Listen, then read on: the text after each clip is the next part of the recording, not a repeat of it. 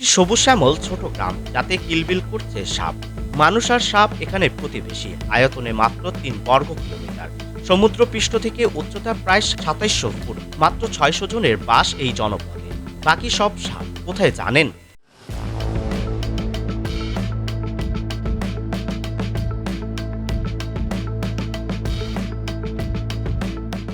সাপ একদিকে ভয়, অন্যদিকে ভক্তি। এক অদ্ভুত দ্বৈততাই ভারতীয় সংস্কৃতিতে সাপের উপস্থিতি চিরন্তন। কখনো শিবের গলায় বাসা বেঁধে রয়েছে, কখনো আবার গ্রাম বাংলার মাঠে ঝাঁপিয়ে পড়েছে কৃষকের ওপর।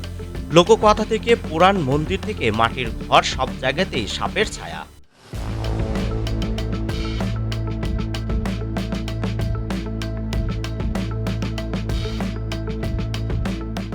তবে আপনি জানেন কি, ভারতে এমন একটি গ্রাম রয়েছে যেখানে সাপ কেবল পুরাণের চরিত্রে নয়, তারা বাস্তবের রাজা। এমন একটি জায়গা যেখানে সাপ শুধু প্রতিবেশী নয়, বরং এখনকার সংস্কৃতি, জীবন বৈচিত্র্য ও গবেষণার কেন্দ্র। এক গ্রাম যার সঙ্গে কোবরা শব্দটি জুড়ে আছে, ঠিক যেমন গঙ্গার সঙ্গে হিমালয়।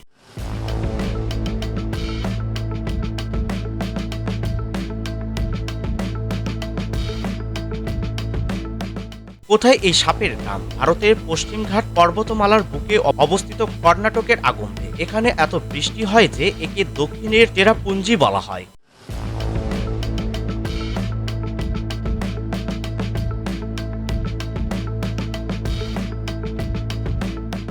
ভারতের কোবরার রাজধানী হলেও আগম্বের সবচেয়ে বিখ্যাত বাসিন্দা নিঃসন্দেহে রাজনাগ বা কিং কোবরা।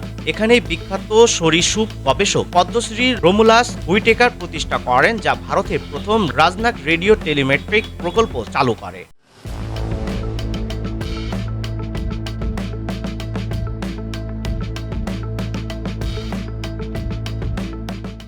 রাজনাগ বা কিং কোবরা হলো বিশ্বের সবচেয়ে লম্বা বিষধর সাপ। তবে সবার থেকে আলাদা এরা, কারণ অন্য সাপের মতো ইঁদুর বা ব্যাঙ নয়, এরা মূলত অন্য সাপ খায়। এমনকি বিষধর সাপ যেমন ক্রেটকেও এরা খাবার হিসেবে বেছে নেয়।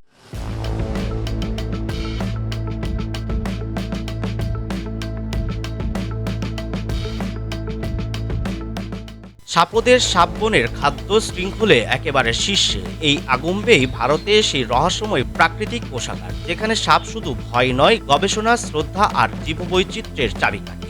দেশ জুড়ে এরকম দ্বিতীয় কোনো গ্রাম নেই যেখানে সাপ এতটা নিকটতম এবং গুরুত্বপূর্ণ প্রতিবেশী।